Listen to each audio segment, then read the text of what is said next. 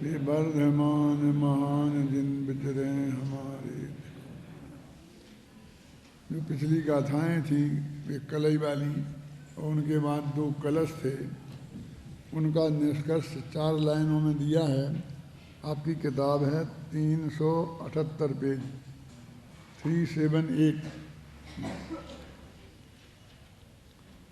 निष्कर्ष के रूप में इस प्रकार इन कलशों में यही कहा गया है कि स्व और पर सभी को जानना आत्मा का स्वभाव है, विभाव नहीं। पर गेयों के जानने से ना तो ज्ञान गेय रूप होता है और न गेय ज्ञान रूप होते हैं, दोनों पूर्णतः असंपृक्त ही रहते हैं। अतः पर को जानने में अपराध बोध होने की रंच मात्र भी आवश्यकता नहीं है। यानी कुछ लोगों को दूसरे की तरफ हमारा निगाह चली गई ना, तो उसमें ही ऐसा अपराध बोध होता है जैसे मेरे से बहुत बड़ी गलती हो गई।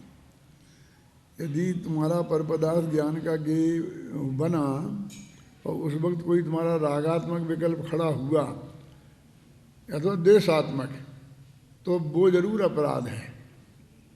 लेकिन रागात्मक और देशात्मक देश खड़ा नहीं हुआ तो जानने मात्र से रंच मात्र भी अपराध नहीं है, बल्कि उसका वो स्वभाव है। जब कभी ऐसा होता है ना, तो कि कोई आदमी इस बात पे ऐतराज़ करता है कि तो वो कहता है कि भाई क्या करें, आंखें फोड़ लें, कहता है ना।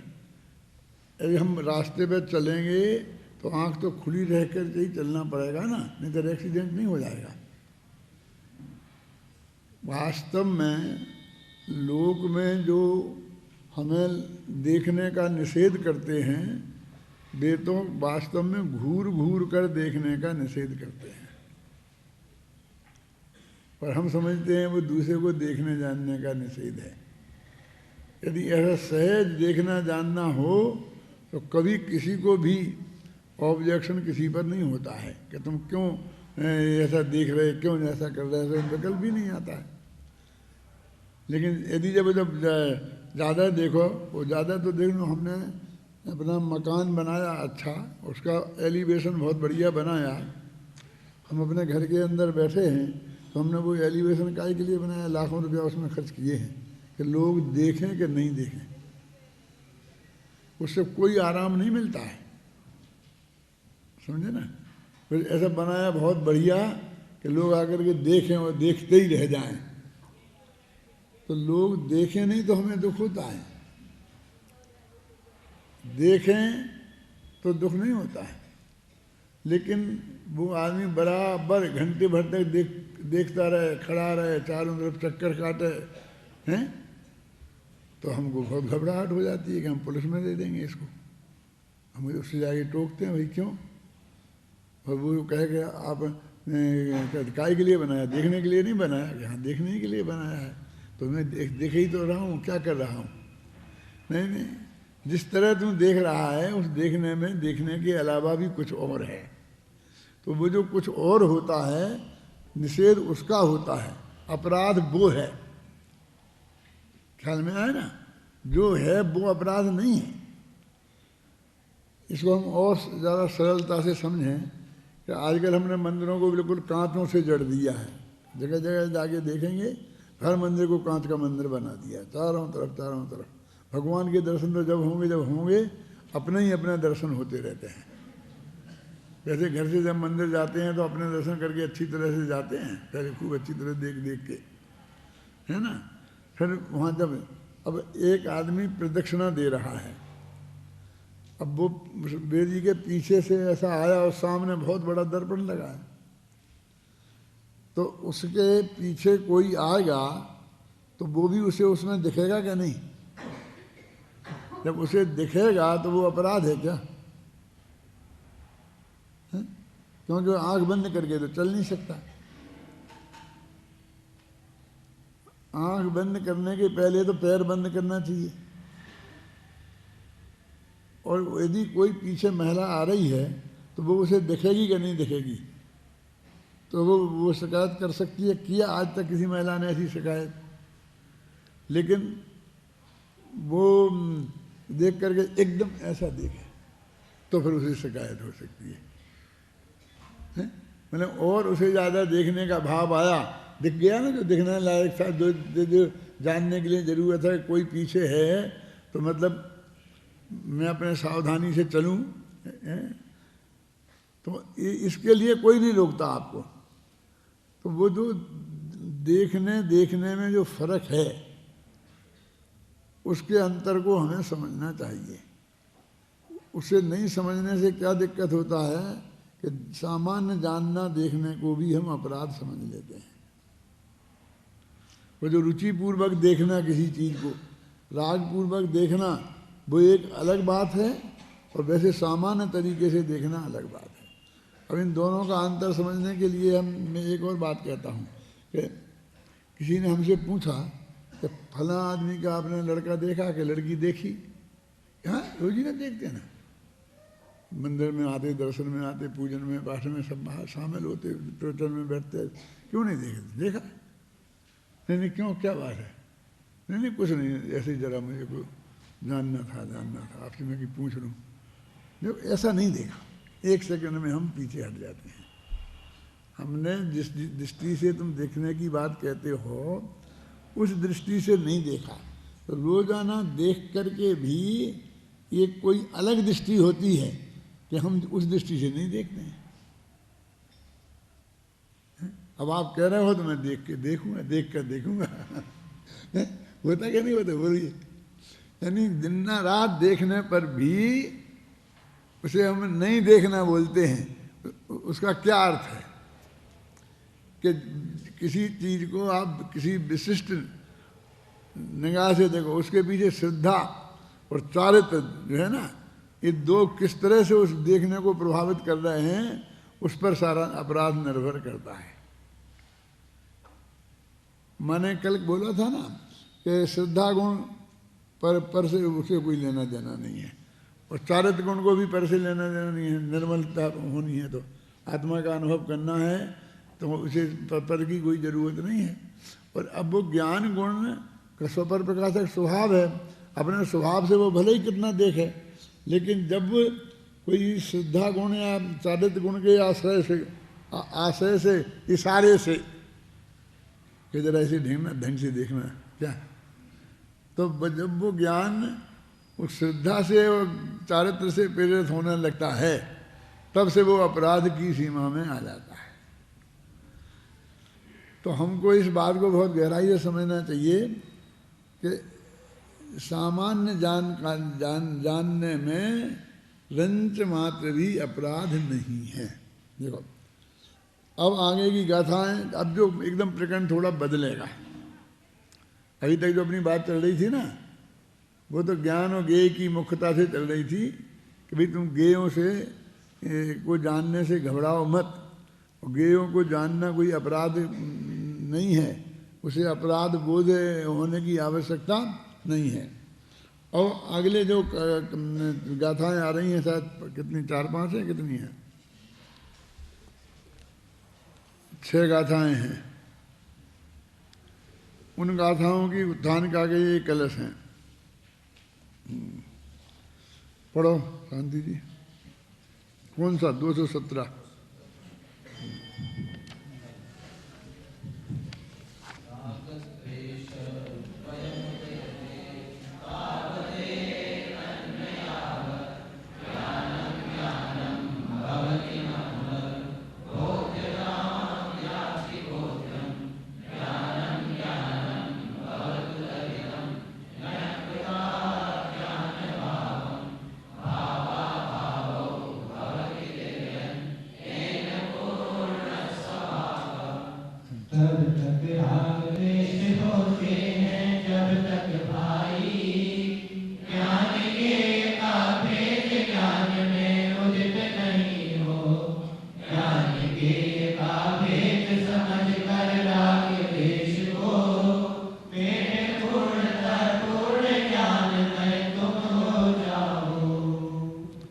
इसमें आपने देख रहे हैं कि तब तक पहले है और जब तक बाद में है। शब्दों का प्रयोग ऐसा नहीं होता है। हमेशा जब तक पहले आता है और तब तक बाद में आता है। जहाँ जहाँ आगे विरुद्ध तहाँ आता है ना, पहले तहाँ बोलें फिर बाद में जहाँ बोलें। तो पहले जब तक बोलना चाहिए, बाद में तब तक बोलना चाहिए। लेकिन इसमें उल्टा है, उल्टा छप गया है क्या है? क्या उल्टा है ही? उसे ध्यान दो, मेरी तरफ मत देखो, उसे देखो, छंद को देखो तो आपको ख्याल में आएगा। कहते हैं कि जब हे भाई, जब तक ज्ञान और ज्ञेय का के बीच में जो भेद ज्ञान उदित नहीं हो, तब तक राग देश होते हैं। अब आया समझ में?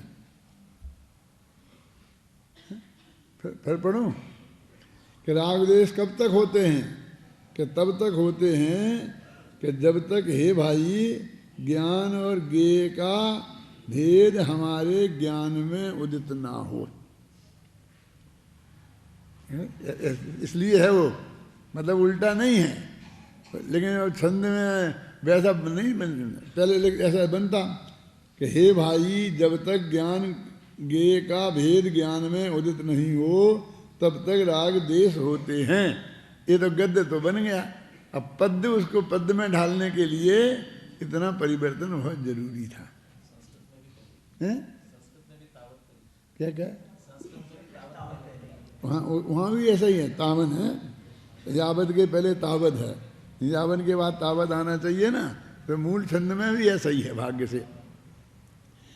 तो कहते हैं ज्ञान ज्ञेय का भेद समझकर राग देश को मेट पूर्णतः पूर्ण ज्ञान में तुम हो जाओ।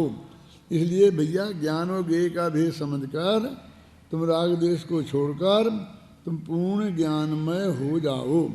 अब मैं ये पूछना चाहता हूँ सब पंडितों से कि इसमें राग देश को मेट, ये किस शब्द का अर्थ है ऊपर से? हैं? आप समझ में आए? भावा भावऊ माने एक अद्भुत प्रयोग है। भाव और अभाव, भाव माने राग और अभाव माने द्वेष।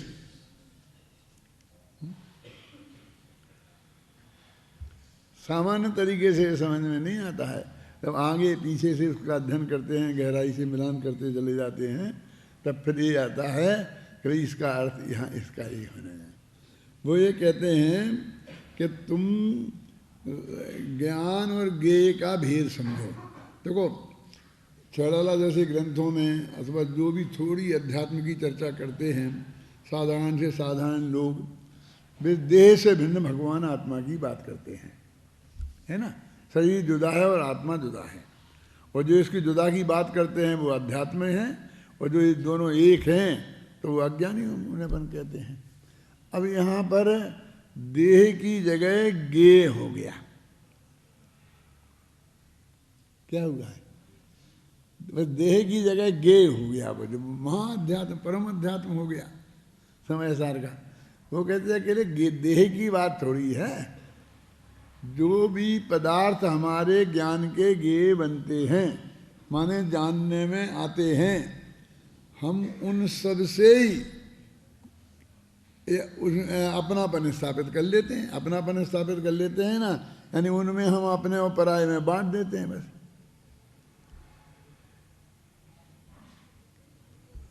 जब कोई भी यहाँ कोई ये चीज़ पड़ी हो, यहाँ ये रूमाल पड़ा रह जाए तो फिर ये रूमाल किसका है? तो रूमाल है ना, बस रूमाल पर्याप्त नहीं है, लेकिन हमारे वहाँ ये किसका है। मेरे कहने का मतलब ये है, ये जो हमारी झंझट हमारे दिमाग में खड़ी होती है, यानी हमें श्रद्धा गुण प्रेरित करता है कि अपने और पराये की पहचान करो, इसमें अपना और परायेपन का भेद डालो। समझे ना? राग करता है कि अच्छा है या बुरा है। ये चारित्र गुण का राग देश चारित्र गुण का काम है। तो जो हमको राग पैदा करता है कि बहुत अच्छी चीज़ है, मुझे मिल जाएगी कहीं कहीं, तो ये राग का काम है। तो उस ज्ञान को इस राग ने प्रभावित किया, और क्या किसका है, यहाँ पर श्रद्धा गुण ने प्रभावित किया, क्योंकि उसमें अपने पराये की पहचान की बात हो रही है।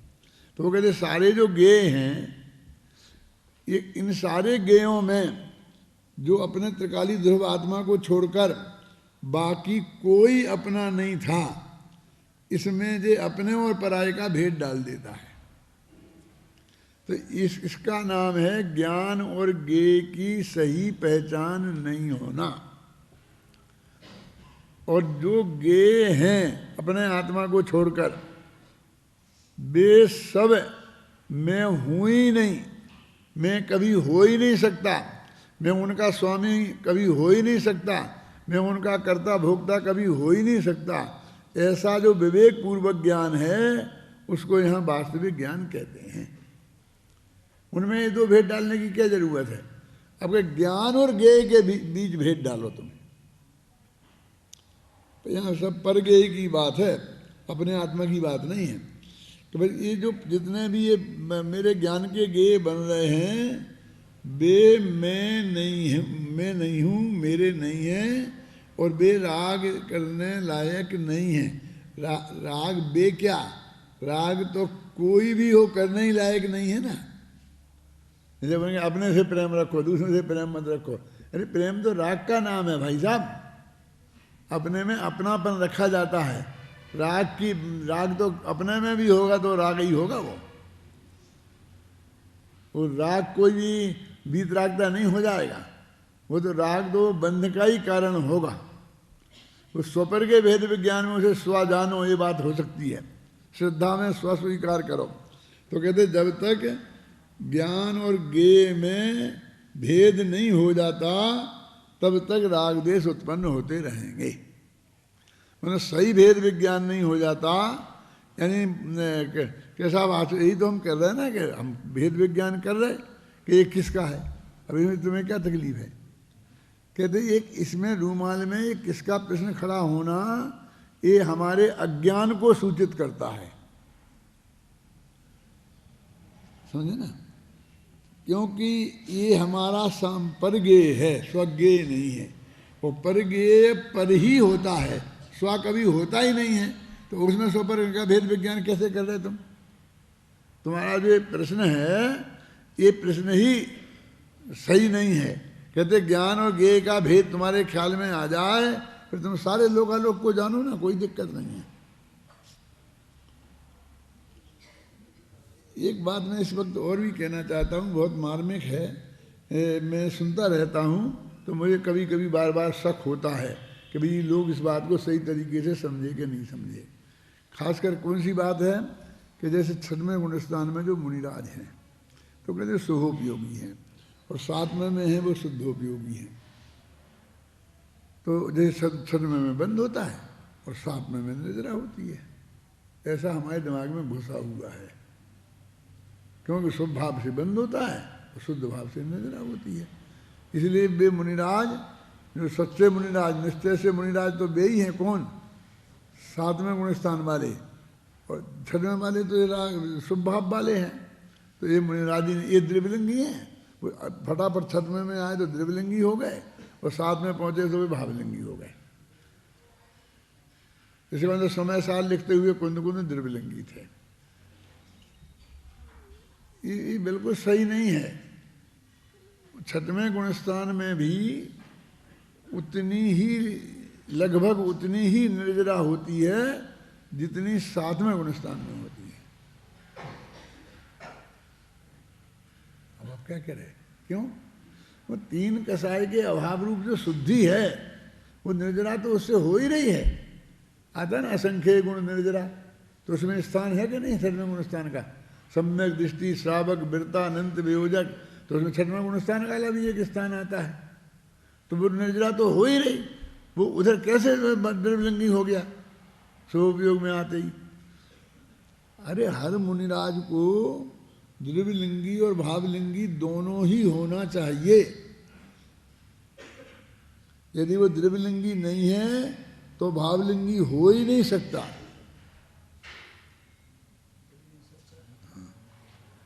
ऐसा तो हो सकता है कि भावलिंगी ना हो, अकेला द्रव्यलिंगी हो, लेकिन ऐसा नहीं हो सकता है कि वो द्रव्यलिंगी ना हो और भावलिंगी हो जाए। नग्न दिगंबर दशा के बिना, समझे ना, वो मुनिराज मुनि दशा सिद्धोपयोग रूप मुनि दशा होती ही नहीं है। इसलिए वो आना जाना बहुत छोटी चीज है। छठवें सातवें में देखो, पांचवें गुणस्थान में क्या है? पांचवें गुणस्थान में शुद्धोपयोग भी शामिल है और शुभोपयोग भी शामिल है, और छठवें में अकेला शुभोपयोग जी, अन्याय नहीं है।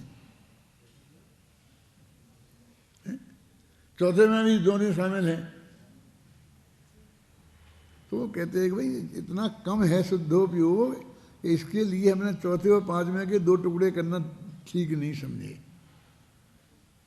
और वहाँ छठवें और सातवें में इतना जल्दी जल्दी होते हैं दोनों, इसलिए हमने वहाँ दो वाला गुण स्थान रख दिए। तो इसमें छठवें का क्या अपराध हो गया?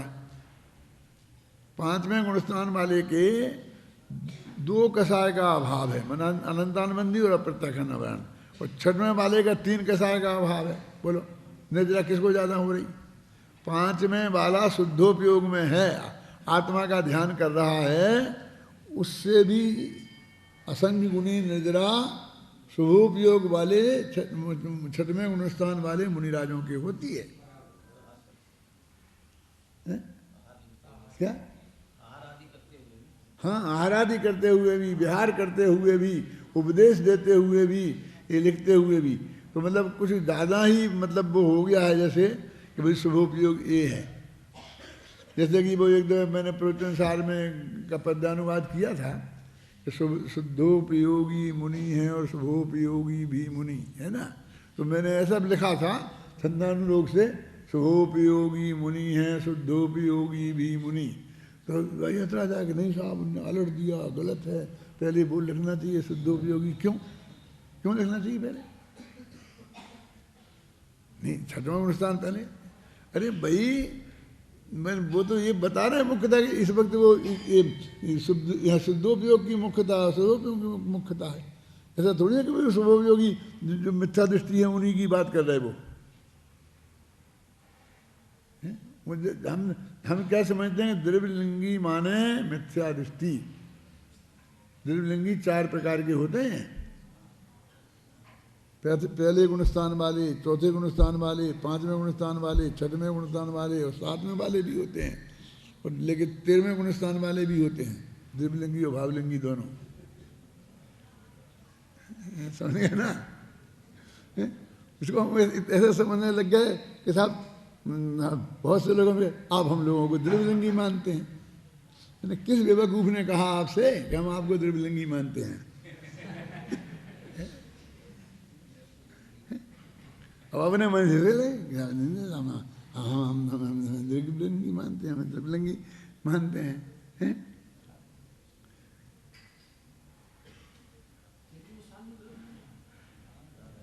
क्यों? निगम दशा नहीं होती तेरे गुणस्थान में? पहले एक परिभाषा समझ लो, रट लो आप, जो मैं सिखाता हूँ आपको, कि वो जो शुद्धोपयोग आत्मध्यान की दशा है उसका नाम है भावलिंग, और उसी समय जो शुभोपयोग रूप दशा है और नग्न दिगंबर रूप दशा, देह की दशा, इन दोनों का नाम है द्रव्यलिंग। दो में एक हो तो भी द्रव्यलिंग है, शुभोपयोग तो नहीं है, लेकिन नग्न दिगंबर दशा तो है कि नहीं है? तो वो द्रव्यलिंग नहीं है। तुम्हारे इसमें लिखा है, तुम्हारे सिद्धक विधान में, द्रव्यलिंग बिन करम खपाई और भावलिंग बिन शिव पद जाई, यूं अयोग कारज नहीं होई, तुम गुण कथन कठिन है सोई। क्या अर्थ है? कि द्रव्यलिंग के बिना जैसे मोक्ष नहीं होता और भावलिंग के बिना कर्म नहीं करते। देखा, दोनों को अनुमारी बताया ना वहाँ। जैसे दो काम असंभव हैं, द्रव्यलिंग के बिना कोई मोक्ष नहीं जा सकता, भावलिंग के बिना कर्म नहीं खप सकते, जैसी ये दो बातें असंभव हैं, ऐसा ही असंभव तुम्हारे गुणों का कथन करना है। तो यहाँ तो उसमें लिया, ऐसा नहीं है कि वो जाते, तो उनने तो माना ना कि दोनों की दोनों को अच्छे अर्थ में लिया है। हम तो एक को गाली समझने लग गए और दूसरे को महिमा समझने लग गए। अभी हमारे जय बोलने में भी कंजूसी करने लग गए, भावलिंगी संतों की जय। क्या है ये, क्या है, क्या बोलने की जरूरत भावलिंगी संतों की जय? तो उसमें वही बूझ झलकती है कौन, कि जो आपके अंदर अज्ञान भरा हुआ है, हैं? क्या बोलते हैं ना, तो क्या भगवान का तुम अंत में जय बोलते हो ना, क्या बोलते हो, हैं? क्या बोलते हैं, बोलने नहीं की लगा देते हो, नो नो, गुजराती में नो बोलते हैं ना, सिद्धों नो जय, क्या बोलते हैं सब कुछ। लेकिन क्या क्या जरूरत है, वो सिद्धों की क्यों नहीं बोल सकते, सिद्धों नी क्यों बोलते हो? हाँ हाँ, जिनवाणी मात नो जय, मात मात कहाँ आ गई है, माता होती ना अपने यहाँ, तो जिनवाणी माता की जय नहीं बोल सकते, जिनवाणी मात की जय। अरे वो तो गुजराती लोग उसमें नो लगाते, मात नो, इसलिए वो होता है। अब तुम्हारा आधी गुजराती घुस गई, गुजराती माने अध्यात्म नहीं होता है कि तुमने नो लगा दिया तो अध्यात्म हो गया, है? ये होता है कि तुम्हें हिंदी नहीं आती है ढंग से, आती होती तो ऐसे ऐसे ऐसे प्रयोग क्यों करते? भगवान महावीर ने, भगवान महावीर की जय नहीं बोल सकते, की नहीं आती है। मेरे कहने का अर्थ है कि हम उसका पूरा भाव सही ढंग से नहीं समझते। आप गुजराती बोलिए ना, पूरी गुजराती बोलिए, कौन मना करता है, पूरा वाक्य बोलिए, समझे ना। मुझे रोज ही ना खटकता है तुम्हारा, इसलिए आज मेरे को कहने का विकल्प आ गया। तो ये द्रव्यलिंग अपने यहाँ उतनी ही महिमाबंद शब्द है, ख्याल में है ना, जितना महिमाबंद भावलिंग शब्द है।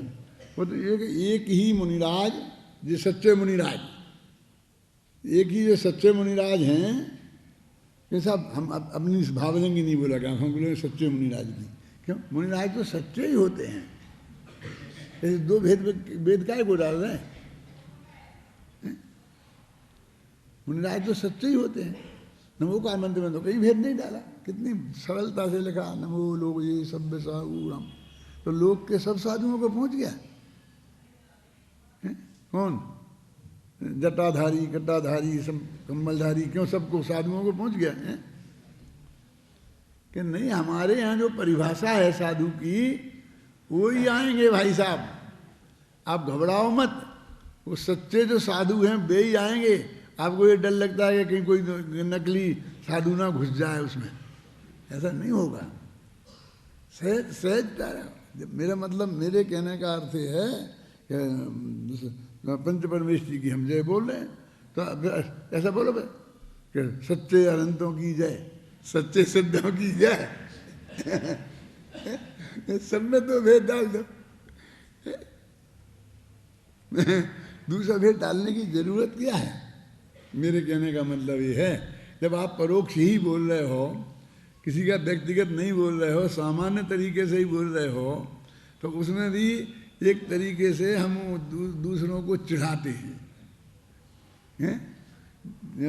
उनको ऐसा लगता है कि जैसे जी हमको बात करने के लिए इस शब्द को जोड़ रहे हैं। इसलिए कहता हूँ मैं, मैंने हमको नुकसान होता है, ये वीतरागी तत्व ज्ञान को के प्रचार प्रसार में नुकसान होता है, और उसका विशिष्ट अर्थ है ही नहीं, बल्कि हम उसका सही अर्थ नहीं समझते हैं, तो हमारा अज्ञान ही घोषित होता है। तो अब देखिए कि वो कहते हैं ज्ञान और ज्ञेय का भेद। ज्ञान और ज्ञेय का भेद का मतलब ये है कि ज्ञान, ज्ञेय तो नाम जानने की वजह से ही पड़ा उसका, हमने किसी ने जाना ना, इसलिए उनका नाम ज्ञेय पड़ा। तो जानने मात्र से वो हमारे ज्ञान में शामिल नहीं हो जाते। और ज्ञान ने ज्ञेय को जाना तो ज्ञान ज्ञेयों में भी नहीं जाता है। दोनों की सत्ता एकदम सेपरेट रहती है। और इसका भरोसा हमें 24 घंटे चित्त में रहना चाहिए श्रद्धा के लेवल पर। उसकी बात है कि ऐसा यदि हो जाएगा तो हम फिर क्या करेंगे, ये राग द्वेष का अभाव होकर और हम सच्चे हो जाएंगे। अब ये भी समझ लेना कि राग द्वेष का माने कौन, अनंतानुबंधी राग द्वेष का होगा। ये अध्यात्म में अनंतानुबंधी राग द्वेष का अभाव होता है तो उसे राग द्वेष का ही अभाव कह देते हैं। यदि खोल के करेंगे अर्थ तो उसका अर्थ ये है, मैंने श्रद्धा के लेवल पे हुआ है। अभी तो वो हम जो जय बोल रहे थे, खुद ही राग आया ना हमको भगवान की भक्ति का, उसमें ही बोल रहे हैं। वो जो बोलते हैं वो श्रद्धा के लेवल पर उसके अभाव की बात बोलते हैं। देखो बनारसी दास का छंद बोलो, ये बहुत बढ़िया है ना। दो तीन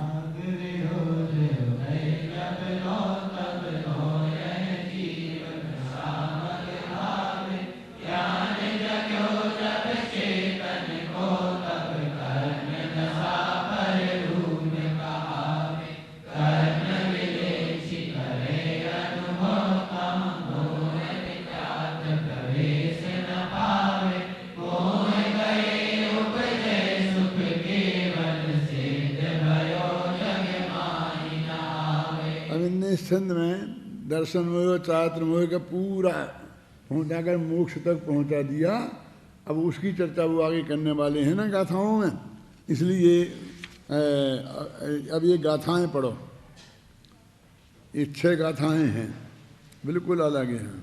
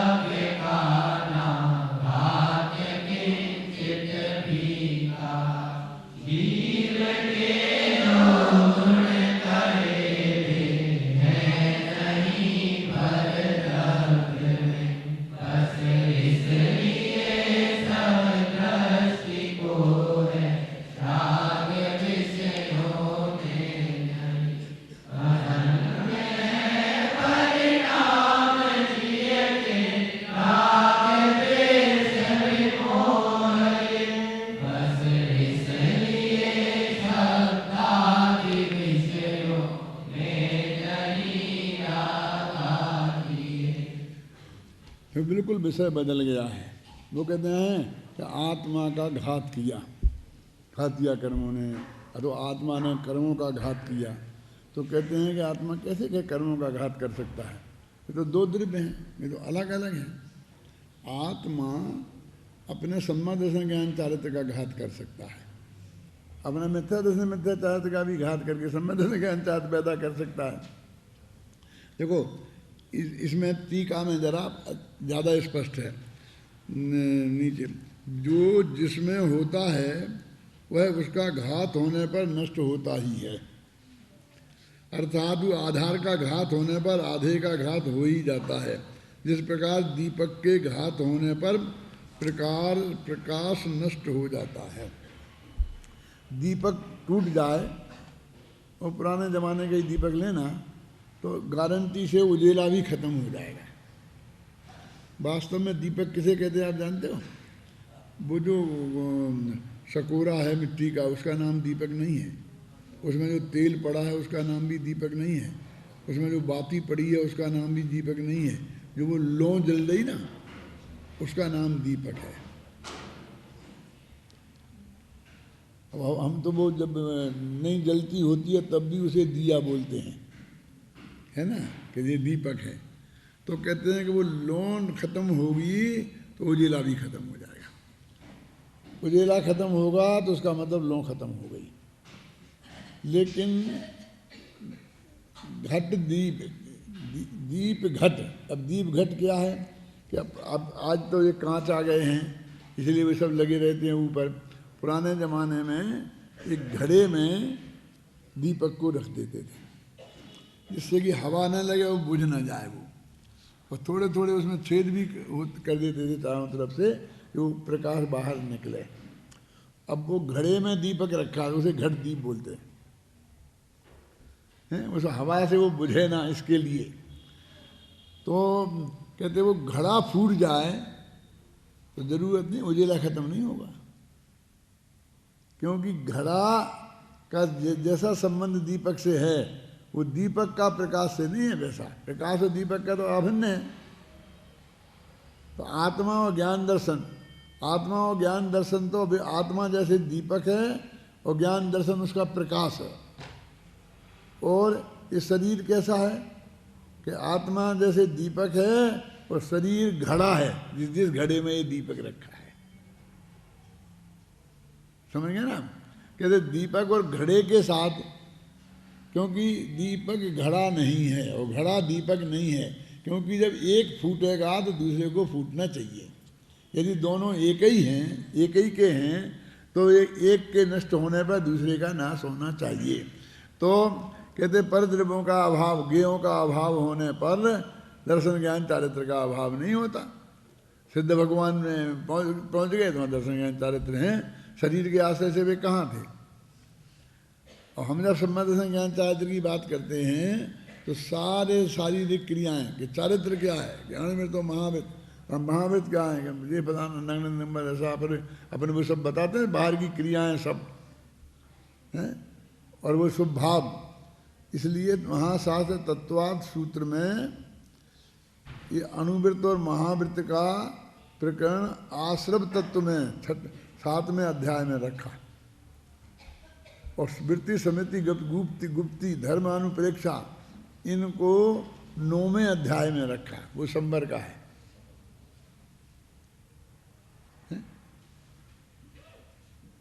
वो पूरा एक अध्याय लिख दिया इन वृत्तों के लिए, अनुवृत्त और गुणवृत्त और शिक्षावृत्त, इनकी भावनाएं और इनकी ये पूरा अधिकार आश्रव के अधिकार में रखा। अब देखिए, एक है आश्रव, एक है संबर।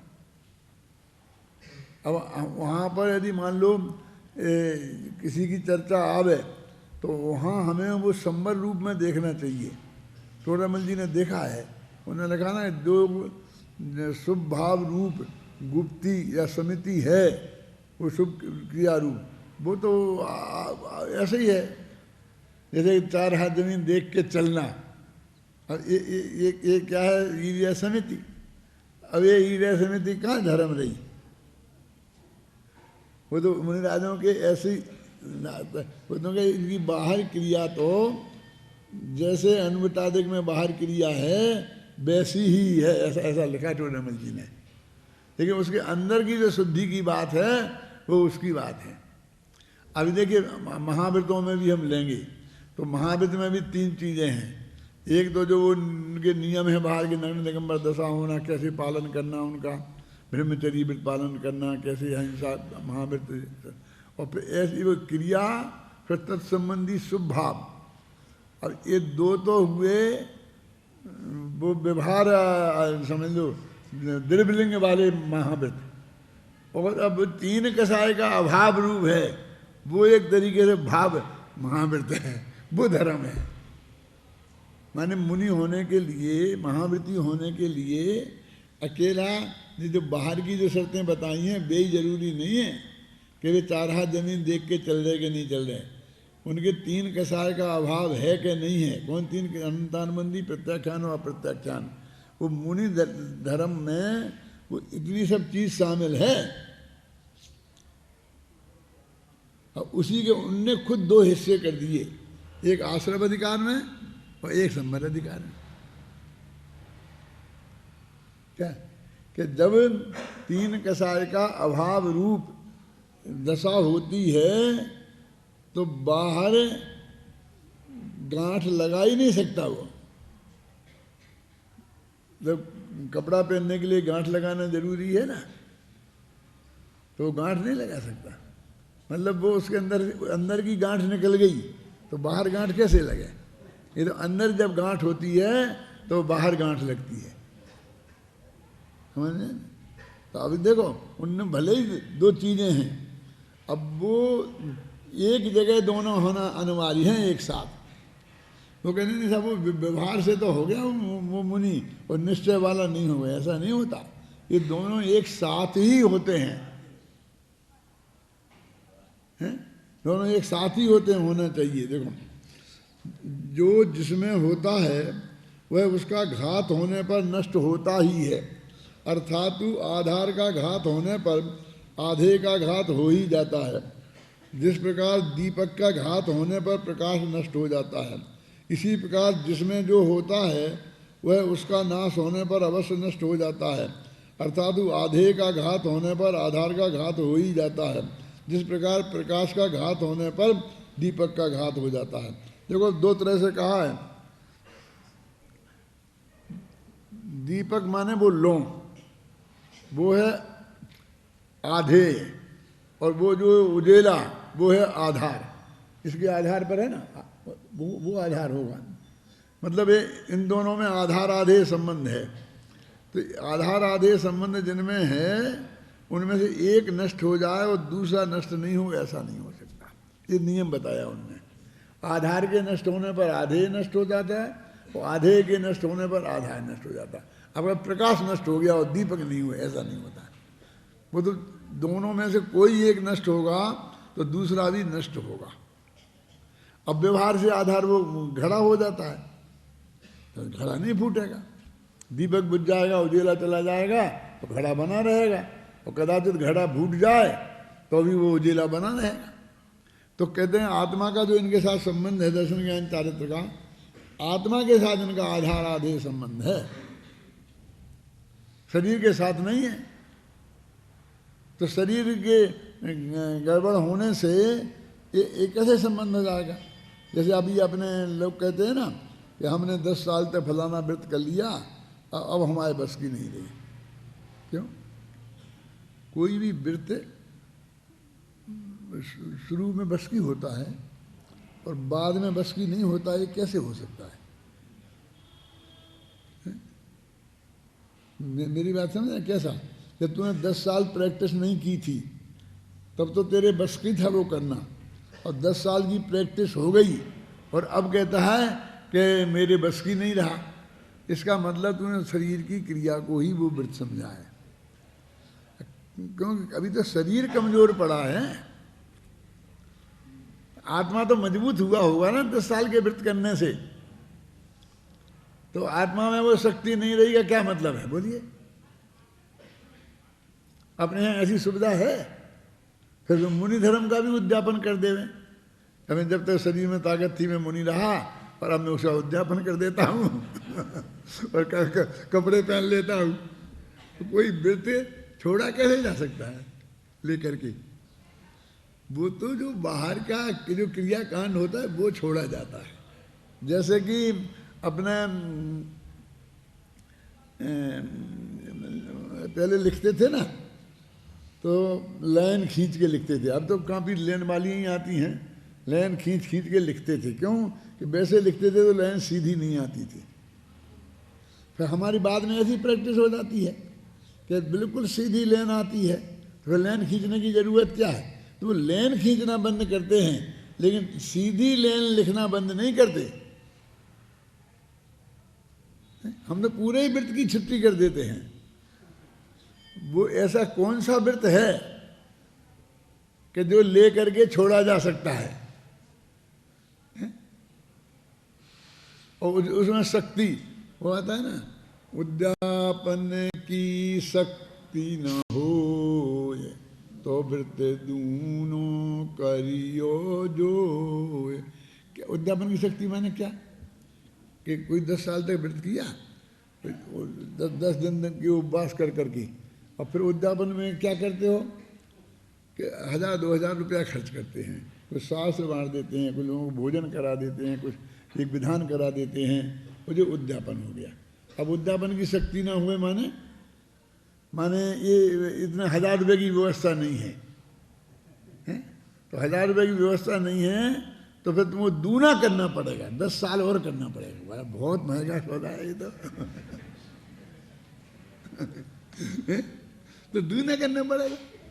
अरे भाई, उद्यापन की शक्ति ना होए का अर्थ है कभी तुम्हारा व्रत हमने पक्का करने के लिए किया था, यदि 50 रह गई हो तो और 10 साल करो, और वो पक्का करो पहले, व्रत छोड़ना नहीं पड़े।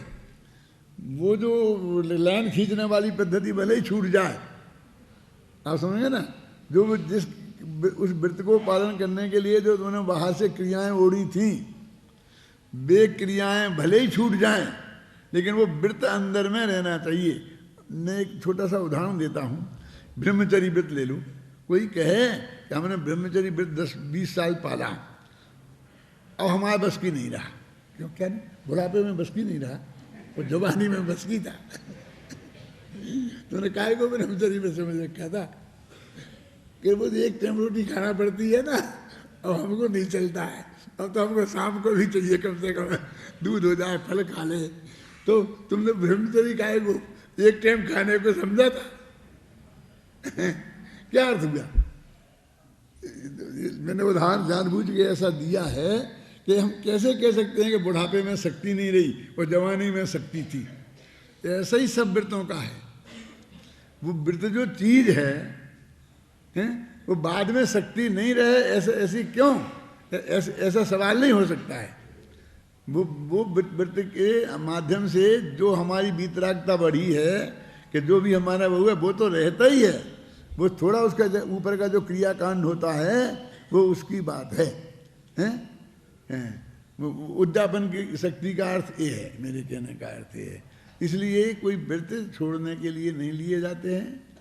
जो अब विष्णु जी ने लिखा ना कि बहुत सावधानी से प्रतिज्ञा लेना, क्योंकि प्रतिज्ञा नहीं लेने का कोई दंड नहीं है और लेकर भंग करने का बहुत दंड है। लिखा कि नहीं लिखा?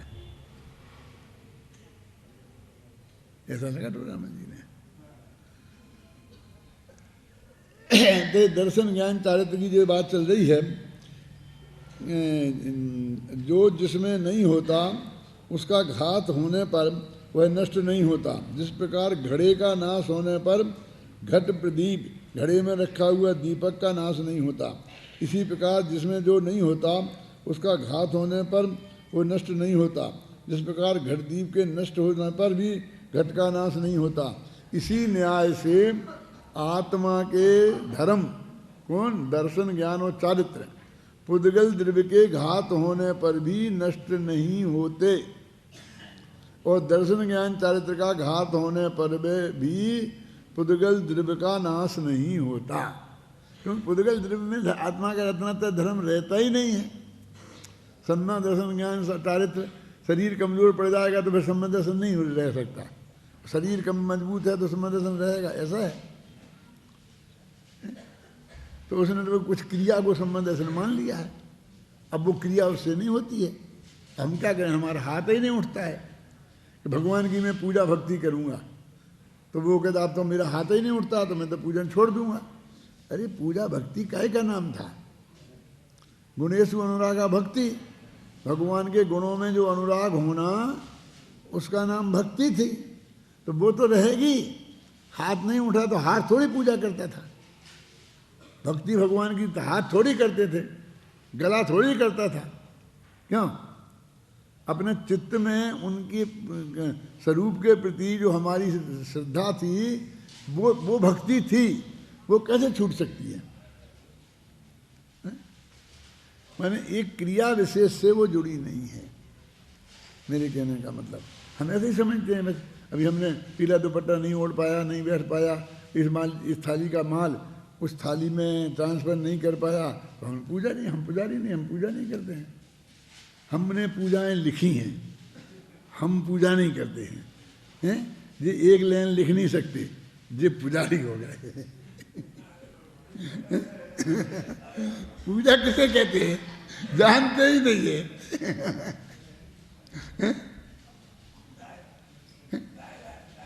तो आप विचार करो गंभीरता से।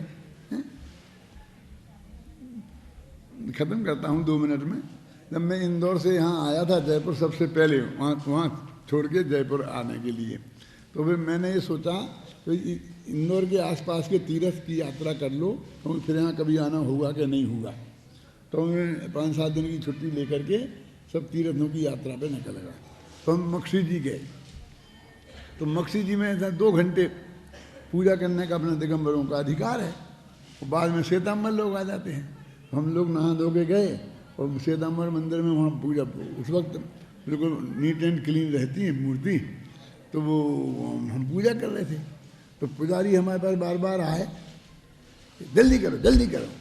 क्यों, क्या हो गया?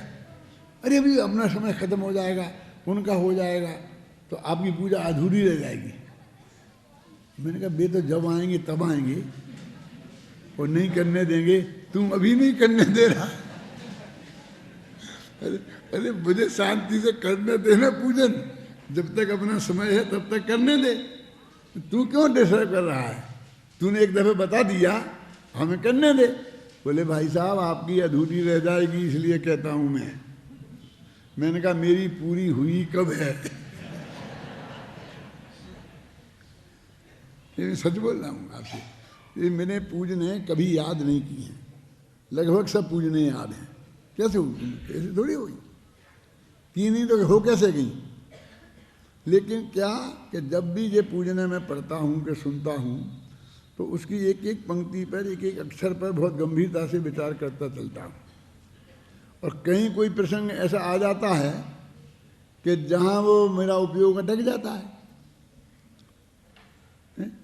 तब तक मैं तो मान लो कि चंदन के छंद पे मेरा उपयोग अटक गया, समझ ना। अब तब तक आप पहुंच गए दीप तक, तो बगल वाला खड़ा होता है ना तो मुझे डिस्टर्ब करता है कि हाथ में पकड़ाता है दीप पकड़ा। लेकिन तू तो करना अपना, मैं उठा सकता हूँ, अभी मेरा इतना हाथ कमजोर थोड़ी हुआ है कि ये आपको पता नहीं, तुम अभी वहीं चंदन पे ही हाथ में लिए खड़े हो। हम तो दीप तक पहुंच गए। अरे भाई अब मैं जो शब्द है उस पर मुझे विचार करने देना। ऐसे ऐसे मुझे सब पूरी याद हो गई।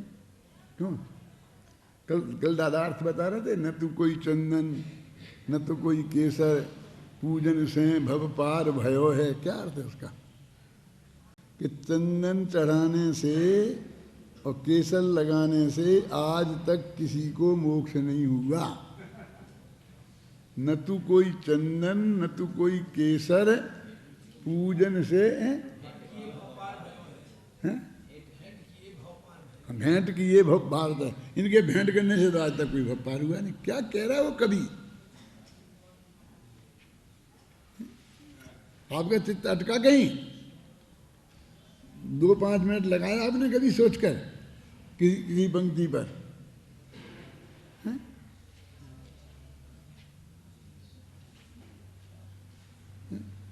मेरे कहने का अर्थ ये है कि इस तरह हम शांति से जो वो अपने चित्त में भगवान के प्रति, गुणों के प्रति जो अनुरक्ति है, वो पूजा है। वो हमारी कैसे खत्म हो जाएगी?